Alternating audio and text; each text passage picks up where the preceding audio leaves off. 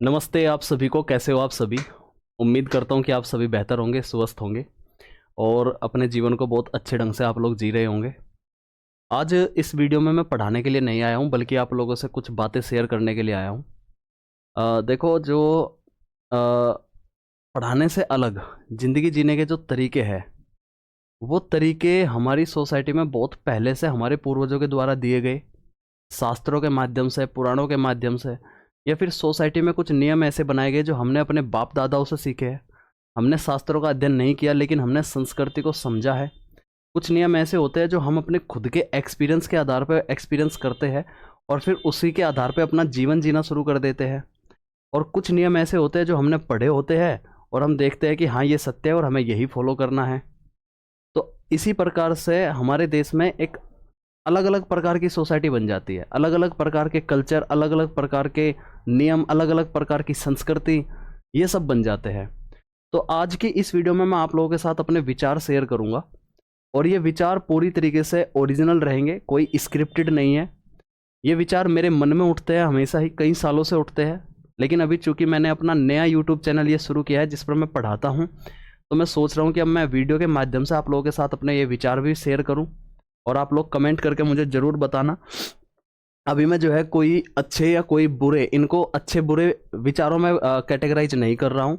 पूरी तरीके से ओरिजिनल रूप से मैं आपसे बात करूँगा। जो मेन विचार जो कभी कभी मेरे मन में आते हैं, मैं पूरी तरीके से ओरिजिनल रूप में आप लोगों के साथ में शेयर करूँगा।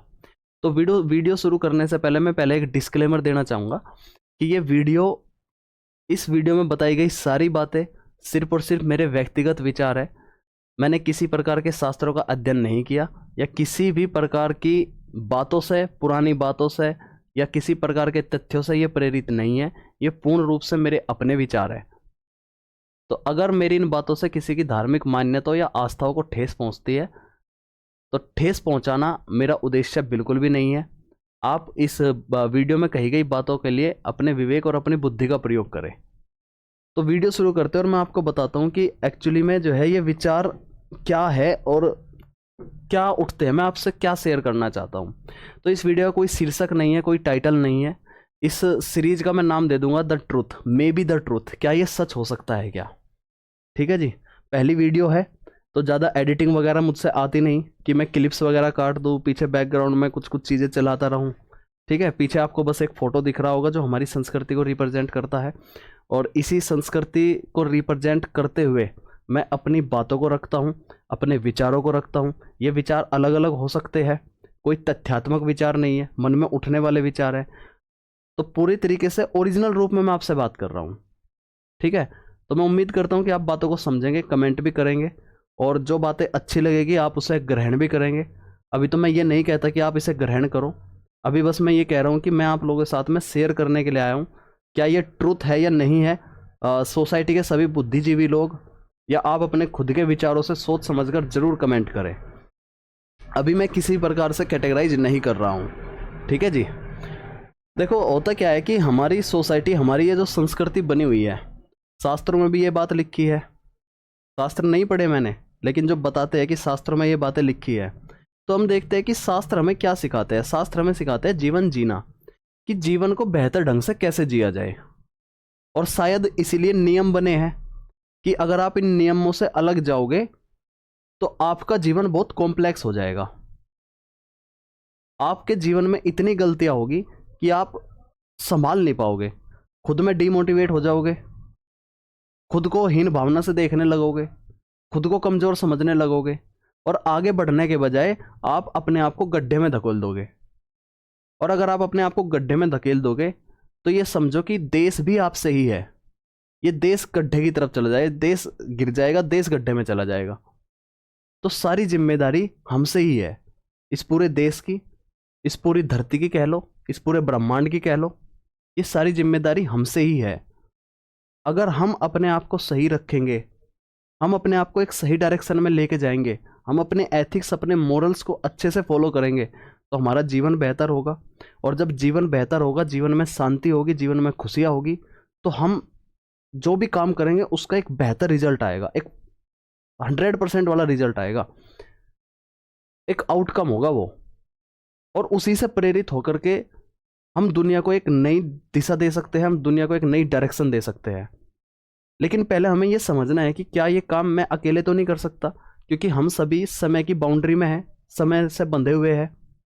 दिन प्रतिदिन उम्र घटती भी रहती है, शरीर बढ़ता भी रहता है।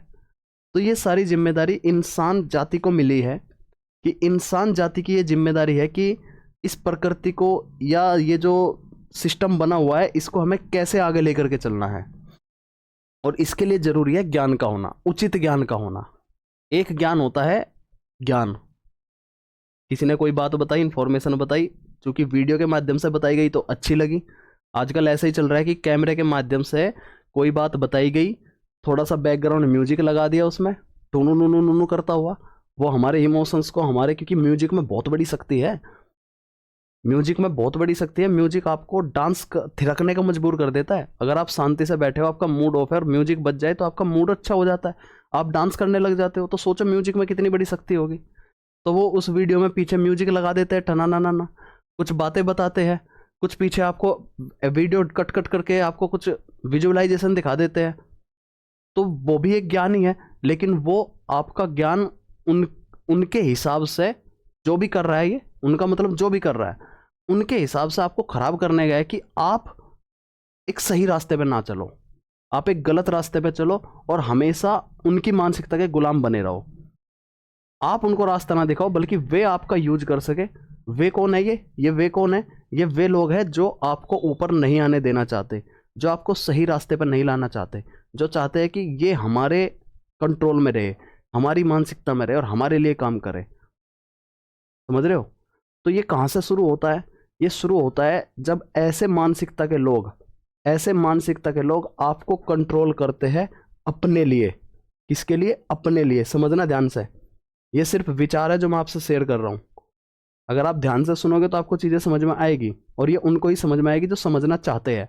जो नहीं समझना चाहते उनका तो माइंड वैस हो चुका, वो जा चुके हैं गलत रास्ते पर।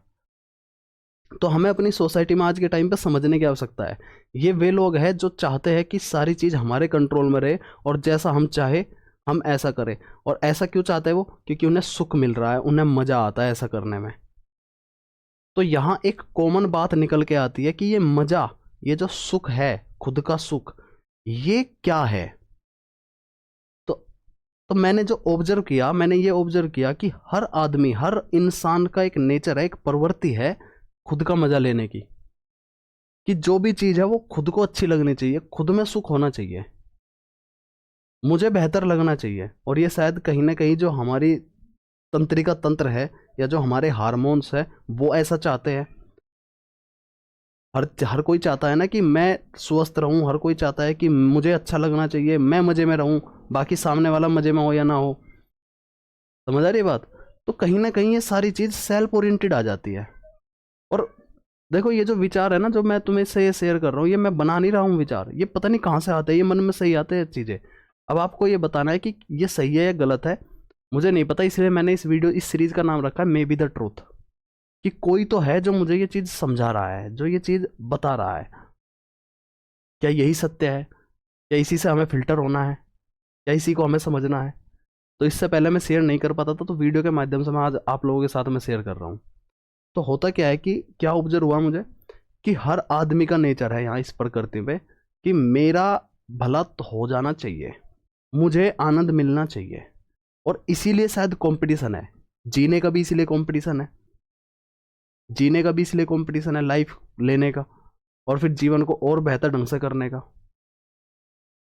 लेकिन इसमें ये चीज़ ऑब्जर्व बहुत पहले लोगों ने, हमारे पूर्वजों ने भी की होगी, तभी जाकर के ये नियम बनाए, ये सोसाइटी के नियम बनाए कि अगर आप इन नियमों के साथ जियोगे तो ये जो प्रवृत्ति है ना खुद को बचाए रखने की, खुद का आनंद लेने की, खुद को विकास करने की, ये भी बची रहेगी और हमारी सोसाइटी भी बची रहेगी। क्योंकि हम सभी एक दूसरे से कनेक्टेड है, सभी ऊर्जा का ही तो रूप है हम। जो आपके अंदर ऊर्जा है वही ऊर्जा मेरे अंदर भी है, उसी ऊर्जा से तो मैं काम कर रहा हूँ। शायद वही आत्मा है, शायद वही भगवान है। इसलिए बोला गया अहम ब्रह्मास्मि, कि मैं ही ब्रह्मा हूँ। क्योंकि मैं जो कर्म कर रहा हूँ, मेरे अंदर जो विचार उठ रहे हैं वो विचार भी मेरे ही अंदर उठे, उन्हीं विचारों से मेरा आचरण बनेगा, उन्हीं विचारों से मेरा व्यवहार बनेगा, उसी व्यवहार के अनुरूप मैं काम करूँगा, कर्म करूँगा, और उसी कर्म से मेरा भाग्य बनेगा, और उस भाग्य का फल जो मिलेगा वो भी मैं ही भोगूंगा। तो कहीं ये सारी चीज एक दूसरे से कनेक्टेड तो नहीं है क्या? इसीलिए ना बोला गया हो कि मैं ही ब्रह्मा हूं, अहम ब्रह्मास्मि, मैं ही ब्रह्मा हूं। अहम मतलब मैं का मतलब मैं नहीं, मैं मतलब हम सभी, हम सभी। और शायद इसीलिए सारी चीज सेल्फ ओरिएंटेड हो जाती है कि मैं जो भी काम कर रहा हूँ वो इसलिए कर रहा हूँ क्योंकि मुझे मुझे उसका आनंद मिलना चाहिए, मुझे भी आनंद मिलना चाहिए। तो हमारी सोसाइटी ने ये चीज ऑब्जर्व की होगी, हमारे पूर्वजों ने, तब ये सब कुछ शास्त्र, ये पुराण, ये सब कुछ लिख करके गए और वो नियम बता करके गए कि अगर आप ऐसे जियोगे तो जिंदगी ढंग से चलेगी, अगर आप ऐसे नहीं जियोगे और आप अपना सुख लेने के चक्कर में दूसरा रास्ता अपना लोगे तो जिंदगी आपकी खराब हो जाएगी। आपके साथ साथ में पूरी सोसाइटी की जिंदगी खराब हो जाएगी, पूरे देश की सोसाइटी, पूरे देश की खराब हो जाएगी। लेकिन जिसको इन बारे में नहीं पता वो क्या करता है, उनकी एक प्रवृत्ति बनती है कि सुख लेना है, अपने आप का मजा लेना है, वो नियमों को भूल जाता है। जो ये लोग हैं, जो ये अपना मजा चाहते हैं, जो चाहते हैं कि सब कुछ हमारे कंट्रोल में रहे, वो क्यों चाहते हैं? उसके पीछे कारण है कि अपना खुद का आनंद, खुद का आनंद आना चाहिए, किसी भी तरीके से आओ बस वो। और उसके चक्कर में वो, देखो आनंद दो प्रकार से आएंगे, एक तो आएगा दूसरे को दुख दे करके, और एक आएगा दूसरे को सुख दे करके। आप मुझे बताओ, अगर दूसरे को दुख दे करके आनंद लिया जा रहा है वो बेहतर है, या दूसरे को सुख दे करके जो आनंद लिया जा रहा है वो बेहतर है? अभी मैं अच्छे और बुरे को कैटेगराइज नहीं कर रहा हूं, आपकी विवेक और आपकी बुद्धि पर बातों को छोड़ रहा हूं, और स्पेशली न्यू जनरेशन को, क्योंकि न्यू जनरेशन भटक गई है, उन्हें पता ही नहीं है कि चीज़ों का महत्व क्या है, क्या नहीं है। वो बस बढ़ रहे हैं आगे, और कैसे बढ़ रहे हैं? दूसरों को देख करके। उसने देखा कि अच्छा इसकी थाली में खीर ज़्यादा है, मेरी थाली में कम है, या मेरी थाली में खीर ज़्यादा है भी तो मुझे वो नहीं दिख रही, मुझे दूसरे की थाली की खीर अच्छी लग रही है, मुझे बस उसी को लेना है। ये जो प्रवृत्ति बनी है ना, देख करके, दूसरे को देख करके, दूसरे की थाली की खीर देख करके मुझे ऐसा बनने की जो प्रवृत्ति है, ये पूरे जीवन को भटका रही है आपके। आपका जीवन स्थिर ना होकर के भटक रहा है इधर उधर, और इसी के चक्कर में फिर आप सेल्फ ओरिएंटेड हो जाते हो कि मुझे भी ऐसा बनना। देखो यहाँ भी एक चीज है, यहाँ भी आप सेल्फ पे ही आ रहे हो कि दूसरे की थाली की खीर किसको चाहिए? मुझे चाहिए। आप सेल्फ सेल्फ के लिए काम कर रहे हो, सेल्फ आनंद चाहिए आपको, खुद का आनंद चाहिए, और यही प्रवृत्ति हर किसी की है। तो इसको बढ़ते बढ़ते ये प्रवृत्ति इतनी बढ़ जाती है कि जब आप एक जगह सक्सेस हो जाते हो तो फिर आप और जगह सक्सेस होना चाहते हो, फिर और बड़ा बनना चाहते हो, फिर और बड़ा बनना चाहते हो, और जब आप और बड़े बन जाते हो, एक पावर वाली पोजीशन में पहुंच जाते हो, तो वहां भी आपकी यही प्रवृत्ति होती है कि मैं गुलाम बना करके अपना खुद का आनंद लूं बस। और ये जो प्रवृत्ति है खुद के आनंद वाली, ये बुरी नहीं है, ये अच्छी भी है, लेकिन अगर ये नियमों से नहीं बनी प्रवृत्ति तो ये विनाश का कारण है। और इससे सिर्फ इसका विनाश नहीं होगा, सबका विनाश होगा। उसके अंडर में रहने, अगर वो देश देश में है तो देश का विनाश होगा, समाज में है तो समाज का विनाश होगा, सबका विनाश होगा। कैसे होगा वो विनाश? विनाश का मतलब क्या? कि जीवन खराब हो जाएगा। जिस जीवन में, जीवन जीने का, जिस जीवन में शांति होनी थी, जिस जीवन में खुशियां होनी थी, जिस जीवन में संतुष्टि होनी थी, जिस जीवन में स्वास्थ्य होना था, वो सब चली जाएगी आपके जीवन से, अगर ये वाली प्रवृत्ति आपने अपनाई। और यही वाली प्रवृत्ति इस सोसाइटी में अपनाई जा रही है। कौन सी प्रवृत्ति है ये? इसको समझो ध्यान से। सेल्फ आनंद अच्छी चीज है, बुरी नहीं है ये, लेकिन इस सेल्फ आनंद को लेने के लिए जो तरीके हैं वो, उसके दो रास्ते हैं उस तरीके के। पहला रास्ता तो ये है कि हम दूसरे के सुख में ही अपना आनंद ढूंढे, और इसीलिए हमारी सोसाइटी में ये नियम बने थे कि त्याग की भावना रखो, दान देने की भावना रखो, दूसरे की मदद करो। जानवर आ रहे हैं, उन्हें भूख लग रही है और वो ऐसा है, वो नहीं खाना खा पा रहे हैं, तो आप कारण बनो उनके खाने के इंतजाम करने का। कोई आदमी ऐसा है जो ऐसा है, वो मेहनत तो कर रहा है लेकिन नहीं कर पा रहा है, तो आप उसकी मदद करने में जो है कामयाब बनो, आप उसकी मदद करो। एक तो हमने ये नियम बनाए थे कि दूसरे के सुख में अपना सुख ढूंढना, दूसरे के सुख में सुखी होना, एक तो ये थे नियम। और एक दूसरे नियम है कि यहाँ भी हम सुखी ढूंढ रहे हैं, लेकिन ये सुख कैसा है कि दूसरे को दुख कर करके, जानवर को मार करके, कि पीट करके, दूसरे का सामान छीन लेने से, संसाधनों का दुरुपयोग करने से, ज़्यादा पैसे कमाने की प्रवृत्ति, और एक नया ट्रेंड चला ज़्यादा फॉलोअर्स बढ़ाने की प्रवृत्ति, ज़्यादा व्यूज बढ़ाने की प्रवृत्ति। सुख तो इसमें भी आ रहा है, लेकिन इसमें क्या हो रहा है, इसमें विनाश, दूसरे का विनाश करके अपना विकास करना विकास नहीं होता। दूसरे को दुख पहुंचा करके सुख लेना सुख नहीं होता। हम इस प्रवृत्ति की ओर आगे बढ़ रहे हैं, स्पेशली न्यू जनरेशन, और किसी का भी ध्यान नहीं जा रहा है, कोई भी इस मुद्दे पर इस पर बात नहीं कर रहा है। सोसाइटी के जो बुद्धिजीवी लोग हैं वो भी इस पर बात नहीं कर रहे हैं। समझ में नहीं आ रहा है कि कहाँ से, समझ में आएगा कैसे, क्योंकि शिक्षा तो खत्म ही हो गई। शिक्षा का जो मूल कारण था ना, शिक्षा का मूल कारण था कि आपको ये समझना कि जीवन में अच्छा क्या है, जीवन में बुरा क्या है, और जीवन को कैसे बेहतर बनाया जा सकता है, ये शिक्षा का कारण है। लेकिन शिक्षा हमारी रह गई है फिजिक्स केमिस्ट्री मैथ्स तक ही सीमित होकर के, और वो भी अब खत्म होती जा रही है। न्यू जनरेशन, आधे से, ये समझ लो आधे से ज़्यादा जनरेशन को तो कैलकुलेशन करनी भी नहीं आती ढंग से, लेकिन उन्हें ये पता है कि रील्स पे रील्स कैसे बनानी है, रील्स पे जो है वल्गरिटी कैसे फैलानी है, अश्लीलता कैसे फैलानी है। क्योंकि ये नया ट्रेंड चला फॉलोअर्स बढ़ाने का, व्यूज बढ़ाने का, और इसके चक्कर में समाज में आप देखोगे अश्लीलता कितनी ज़्यादा फैलाई जा रही है, वल्गरिटी कितनी ज़्यादा फैलाई जा रही है। वैसे दोनों शब्द एक ही होते हैं ये, और इससे हो क्या रहा है, पहुँच तो सेल्फ सुख रहा है, सेल्फ विकास हो रहा है, लेकिन वो विनाश का एक कारण है। हमारे देश के अंदर ये विनाश का एक कारण है। तो मैं आपको बता रहा था कि हम सभी एक ऊर्जा का रूप है, हम सभी ऊर्जा से बने हुए हैं, और शायद उसी ऊर्जा को हम आत्मा बोलते हैं। लेकिन ये जो आत्मा है, ये जो ऊर्जा है, ये होती तो है, बट ना तो ये कभी पैदा हुई, ये तो साइंस भी बताता है, ना तो ये कभी उत्पन्न हुई, ना इसका या कभी इसका विनाश किया जा सकता, और ना ही कभी इसको देखा जा सकता, ना ही इसको महसूस किया जा सकता, लेकिन ये होती है। जैसे बिजली बनती है, बिजली बिजली एक ऊर्जा है, उसे चलने के लिए एक माध्यम चाहिए, तारों के माध्यम से आएगी वो, लेकिन अलग अलग रूपों में जाकर के अपना काम करती है। जब पंखे में चली गई तो हवा देने का काम किया, जब इस कंप्यूटर में चली गई तो जो कंप्यूटर के फंक्शन है उसको चलाने का काम किया। ऐसे ही वो ऊर्जा हमारे शरीर में आ गई तो हमारे जीवन को चलाने का काम कर रही है। और इसका सिर्फ एक ही मकसद है कि जिस चीज़ के लिए हम बने हैं हम वो काम करें, ना कि वो काम करें इस सेल्फ सुख के चक्कर में जो विनाश का कारण बन जाए, जो दूसरे का जीवन खतरे में डाल दे, जो दूसरे को खराब कर दे। अभी मुझे नहीं पता कि आप कितना समझ पा रहे हो और क्या इस वीडियो का मैं टाइटल रखूं, लेकिन मैं आपसे ओरिजिनल रूप में बातें शेयर कर रहा हूं। हमें इस बात का ध्यान रखना होगा कि हमें किस प्रकार की सोसाइटी बनानी है, हमारे बाद भी ये किस प्रकार की सोसाइटी रहे, कैसी जनरेशन को हम शिक्षा दे कि वो इन नियमों को फॉलो करते रहे। और क्यों करवाए हमें ऐसा, देखो ये भी एक सवाल है।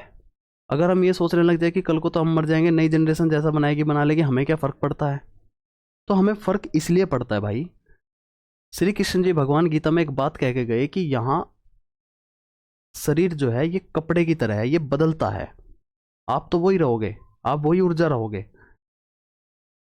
अगर एक पंखा खराब हो गया तो आप वहाँ दूसरा पंखा लगाओगे ना, लेकिन बिजली तो उसमें वही आएगी, वही बिजली आकर के चलाएगी उसमें, राइट। तो हमारा ये जो शरीर है इसके अंदर जो ऊर्जा है, ये ऊर्जा अगर ये शरीर अपडेट हो करके इसकी क्षमता खराब हो जाएगी, इसको हमें छोड़ना पड़ेगा, तो हम दूसरा शरीर लेंगे, वो भी तो हम ही होंगे। यही तो बात गीता में बताया गया।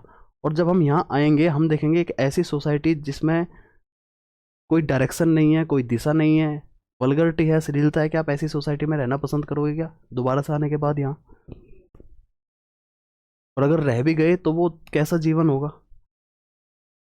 तो आप अपने लिए, फिर से मैं वही बता रहा हूँ, सेल्फ सुख, आप अपने लिए एक ऐसी सोसाइटी का निर्माण करके जाओ कि अगर आप नई जनरेशन के तौर पर फिर से आते हो तो आपको एक ऐसी सोसाइटी मिले जहाँ आपका जीवन बेहतर होगा, अगले जन्म में भी, अगले जन्म में भी एक बेहतर जीवन आप जी पाओगे। ना कि ये भटकाव वाला जीवन कि भटक रहे हैं, ना कि ये जिसमें अज्ञानता है, ज्ञान ही नहीं है, पता ही नहीं है करना क्या है। ना कि ये वाला जीवन कि जब हम आए तो हम अपने आप को कंपटीशन की रेस में देखें, ना कि ये वाला जीवन कि हम ये देखें कि उसके फॉलोअर्स बढ़ रहे हैं और मैं दोबारा से आकर मैं भी इसी रेस में घुस जा रहा हूँ और जीवन का असली मकसद हम भूल जाए, जो कि आज भूल जा रहे हैं। आज जज इस बात पे किया जा रहा है कि जिसके पास ज़्यादा प्रॉपर्टी ज़्यादा पैसे है वो सक्सेस है। सक्सेस को सिर्फ पैसे और प्रॉपर्टी तक तोल दिया है बस। सक्सेस का असली मतलब भूल गया। क्या है असली मीनिंग सक्सेस का? क्या है जीवन जीने का असली मीनिंग? ये पूरी 60 साल की जिंदगी कैसे हर जो है पड़ाव पे, हर कदम पे कैसे बेहतर हो सकती है, ये हम भूल गए हैं। और सबसे ज्यादा टारगेट किया जा रहा है न्यू जनरेशन को। किसके द्वारा? उनके द्वारा। वे कौन? वे जो सेल्फ सुख चाहते हैं दूसरों के दुख दे करके। और दूसरे ये लोग हैं जो सेल्फ सुख चाहते हैं दूसरों को सुख दे करके। शायद इन्हीं को देवता और इन्हीं को असुर कहा गया हो, कि ये असुर प्रवृत्ति के वे लोग हैं जो अपना सुख चाहते हैं दूसरों को दुख दे करके, और ये देवता प्रवृत्ति के लोग हैं जो अपना सुख चाहते हैं दूसरों को सुख दे करके। इसीलिए शायद हमारे शास्त्रों में, हमारी सोसाइटी में ये दो शब्द डिफाइन है, असुर और देवता। और मैं फिर से आपसे कह रहा हूं कि ये मेरे अपने व्यक्तिगत विचार है जो मन में आते हैं। किसी की धार्मिक मान्यताओं को ठेस पहुंचाने का उद्देश्य नहीं है मेरा। यहां मैं आपको बता रहा हूं ये असुर हो सकते हैं और ये देवता हो सकते हैं। और ये भी ये चाहेंगे कि मेरे प्रवृत्ति, मेरे जैसे लोग ज़्यादा बढ़ जाए ताकि मेरी सत्ता बनी रहे। और ये भी ये चाहेंगे कि मेरी प्रवृत्ति के लोग ज़्यादा बढ़ जाए ताकि मेरी सत्ता बनी रहे। लेकिन इनकी शक्तियाँ ज़्यादा होती है, असुरों की शक्तियाँ ज़्यादा होती है। ये जल्दी अट्रैक्ट करते हैं लोगों को। इनकी शक्तियाँ कम होती है, ये जल्दी अट्रैक्ट नहीं करते। ये परीक्षा लेते हैं, परीक्षा कि कौन पास होगा। लेकिन इनका जो आनंद है वो अनंत काल तक है। इनका जो आनंद है वो थोड़े समय के लिए है, सिर्फ थोड़े समय के लिए। अगर आप देखोगे ध्यान से, इन असुर प्रवृत्ति के लोग ये जब भी अट्रैक्ट करते हैं या जो भी काम करते हैं उसमें उस वक्त तो बहुत मजा आ रहा होता है, बहुत अच्छा लग रहा होता है उस वक्त, सब कुछ बढ़िया लग रहा होता है उस वक्त। लेकिन बाद में जो रिजल्ट होता है उनका वो बहुत दुखदाई होता है। आपने कोई काम करा, कोई आप क्राइम कर रहे हो, बहुत मजा आ रहा है क्राइम करते वक्त, लेकिन जब जेल होती है, रिजल्ट जो मिलता है बाद में, सजा जो मिलती है, वो अनंत काल तक दुख देती है। और दुख, जब आपको दुख मिलेगा तभी तो इन्हें मजा आएगा। इसलिए इस प्रवृत्ति के लोग, असुर प्रवृत्ति को लोग आपको ऐसा प्रलोभन देते हैं, ऐसा लालच देते हैं कि आप इनके चंगुल में फंसो और फिर अनंत काल तक दुख लो, क्योंकि आपके दुख से ही इनको मजा आ रहा है। और ये दूसरी प्रवृत्ति के लोग जो आपका सुख चाहते हैं वो आपको ऐसी चीज देंगे, वो आपकी परीक्षा लेंगे ताकि आपको अनंत काल तक सुख मिल सके। कि जिस समय आप ये काम करोगे उस समय आपको बहुत दुख रहेगा कि पता नहीं क्यों मेरी ज़िंदगी में ये हो रहा है, पता नहीं मेरी किस्मत में ऐसा क्यों हो रहा है, मेरे नसीब में अच्छा नहीं है। आप वो अच्छा कैसे डिफाइन कर रहे हो? आप अपनी किस्मत, अपने नसीब को कैसे डिफाइन कर रहे हो? इनको देख करके कि इनके काम तो बहुत जल्दी जल्दी उभरते जा रहे हैं, लेकिन इनके काम बहुत जल्दी नहीं उभर रहे। यहाँ आपकी परीक्षा हो रही है, परीक्षा में हमेशा दुख मिलता है, परीक्षा में हमेशा दुख मिलता है। और जब आप इस परीक्षा को पास कर लेते तो आपको अनंत काल तक सुख मिलता है। और जब अनंत काल तक सुख मिलता है तो इन लोगों को सुख मिलता है, देवता लोगों को। तो वो आपके सुख में अपना सुख या आपके दुख में अपना दुख। और इसी को शायद हमारे पूर्वजों ने डिफाइन किया कि हम बीच में, हमें ये डिसाइड करना कि हमें इस प्रवृत्ति को फॉलो करना या इस प्रवृत्ति को फॉलो करना। और शायद इसीलिए जब भारत देश में देश की बात आती है, संस्कारों की बात आती है, संस्कृति की बात आती है, तो सबसे पहले इनको कैटेगराइज किया जाता है। मुझे नहीं पता आप कितना समझ रहे हो, लेकिन मैं समझाने की पूरी कोशिश कर रहा हूं कि इनको कैटेगराइज किया जाता है। जब आप आते हो, आप शून्य होकर के आते हो। जब एक जन्म होता है ना, शून्य पर जन्म होता है, बिल्कुल कुछ नहीं पता। अब यहाँ डिसाइड होगा कि आप किस सोसाइटी में हो और आप किस रास्ते पे जाओगे, किस डायरेक्शन में जाओगे। आप उस डायरेक्शन में जाओगे जहाँ अनंत काल तक सुख है, या उस डायरेक्शन में जाओगे जहाँ अनंत काल तक दुख है। और वो कैसे होगा?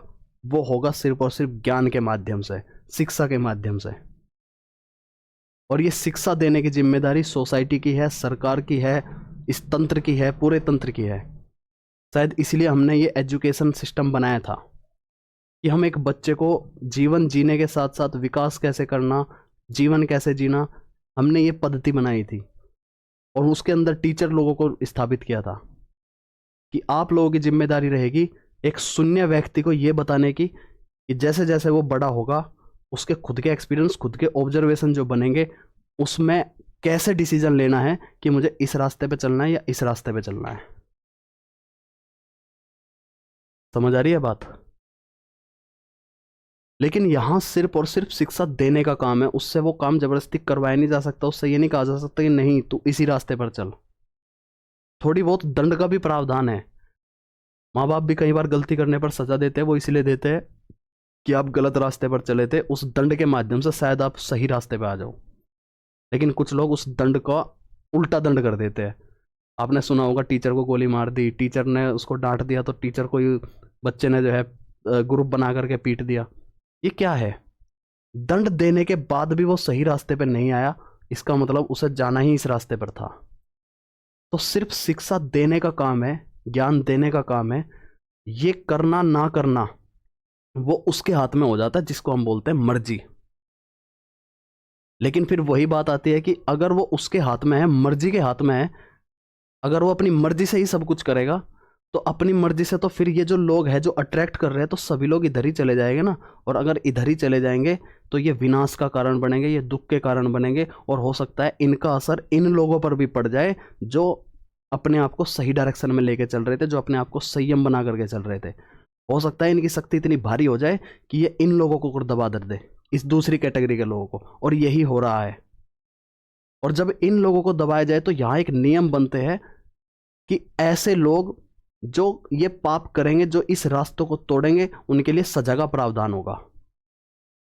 जैसे हमारे संविधान में भी है, हमारे कानून में भी है कि अगर क्राइम करोगे तो फांसी हो सकती है, जेल में जाना पड़ सकता है। ये सजा का प्रावधान इसलिए बनाया गया था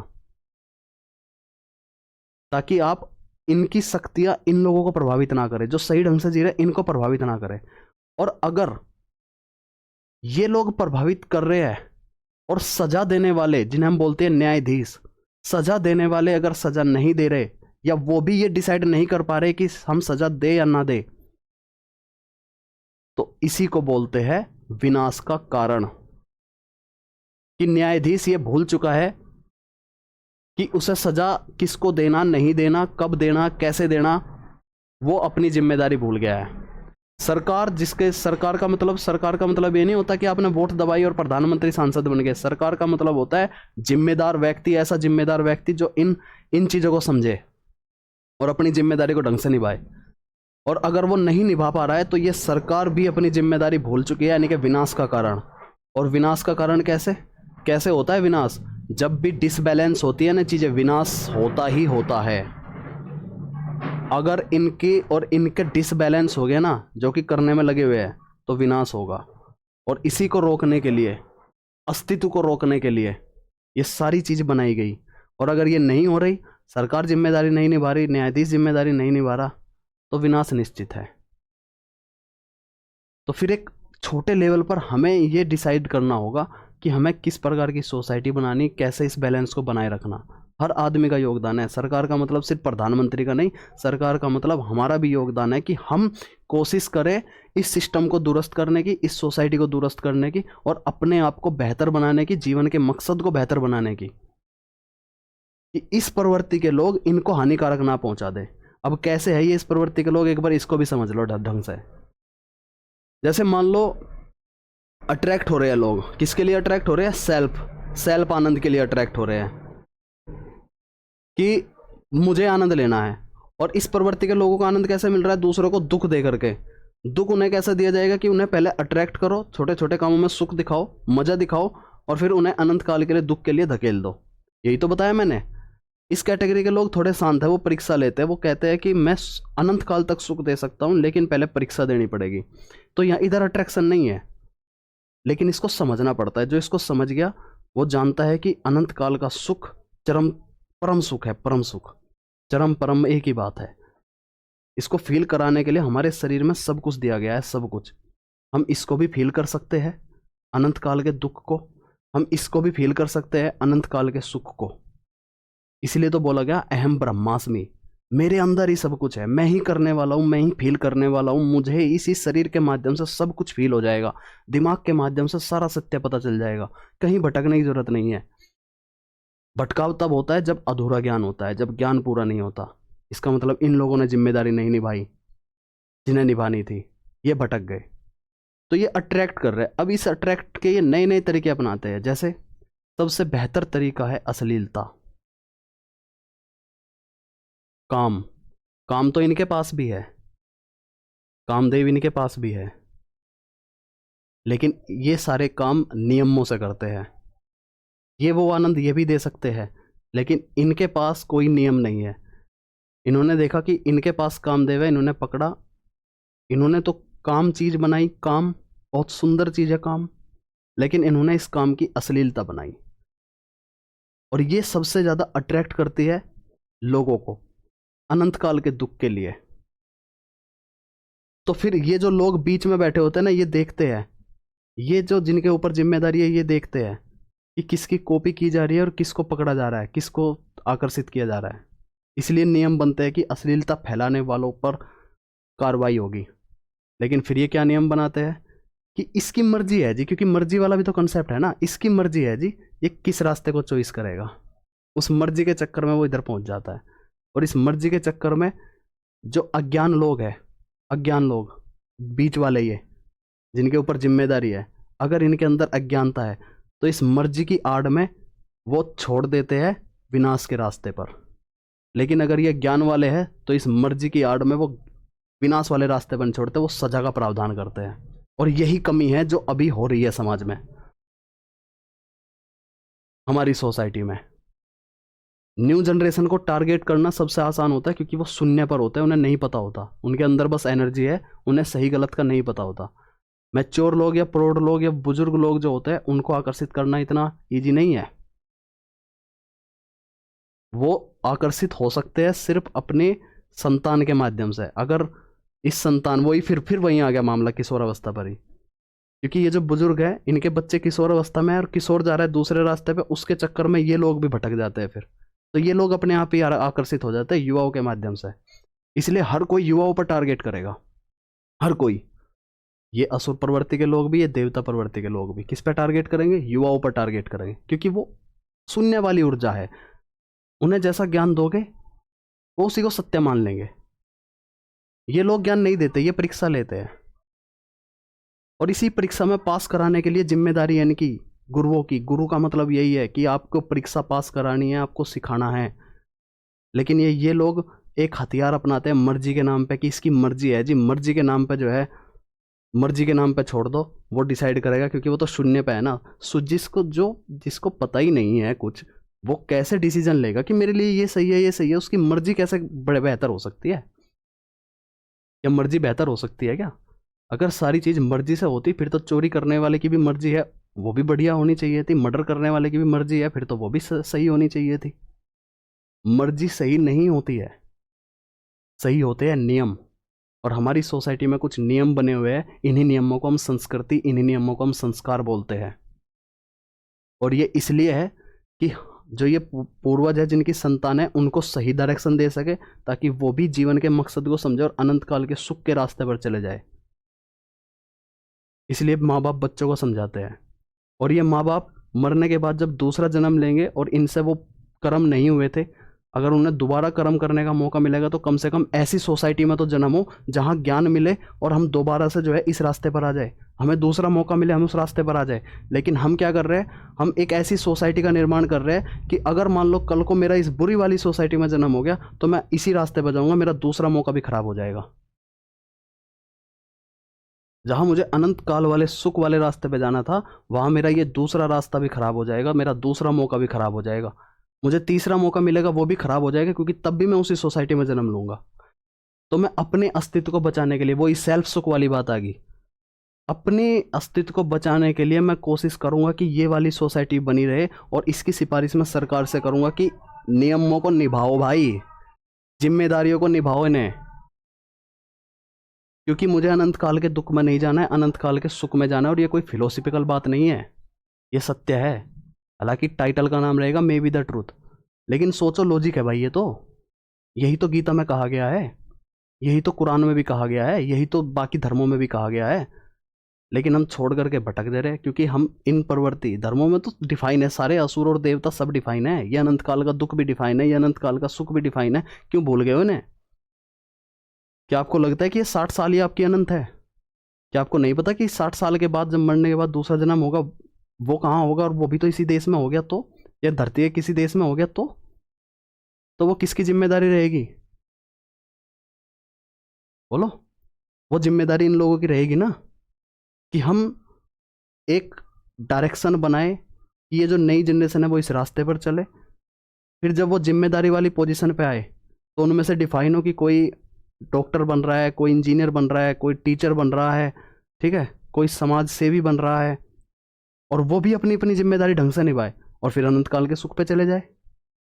लेकिन अगर हमने ये वाला रास्ता अपनवा दिया अपनी नई जनरेशन को, हाथ में मोबाइल देने का जो ये हमने काम किया, शिक्षा को भूल करके अब हम फॉलोवर्स, व्यूज, अश्लीलता, ये वाली चीज़ हम परोस रहे हैं, तो ये कैसे जिम्मेदार लोग बनेंगे आगे जा करके? अगर इनमें से कल को कोई डॉक्टर, कोई इंजीनियर बन गया तो क्या उनकी मानसिकता भ्रष्टाचारी वाली नहीं होगी? क्या वो सही ढंग से ये डिफाइन कर पाएंगे कि हमें इन दो डायरेक्शन में से किस में चलना है, किससे बचना है, किससे नहीं बचना? क्या वो जिम्मेदारी को ढंग से निभा पाएंगे? क्या जब वो जिम्मेदारी वाली अवस्था में आएंगे, क्या वो इस देश को ढंग से निभा पाएंगे? क्या वो तो गुलाम बने रहेंगे ना, इनके गुलाम बने रहेंगे ना वो।